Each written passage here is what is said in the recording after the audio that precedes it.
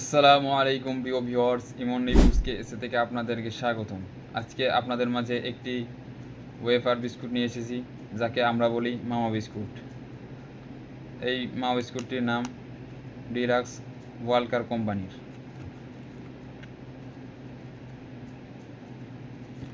আজকে আমরা দেখব এই বিস্কুটটির দাম কত, কত গ্রাম, কী পরিমাণ ক্যালোরি রয়েছে। প্রথমত এই বিস্কুটটির দাম নিয়ে কথা বলবো। এই বিস্কুটটির দাম সৌদি আরবের 1.5 রিয়াল, বাংলা টাকায় কনভার্ট করলে বাংলার 48 টাকা। দ্বিতীয়ত, এই প্রোডাক্টটি কত গ্রাম? এই প্রোডাক্টটি নিট ওয়েট 40 গ্রাম।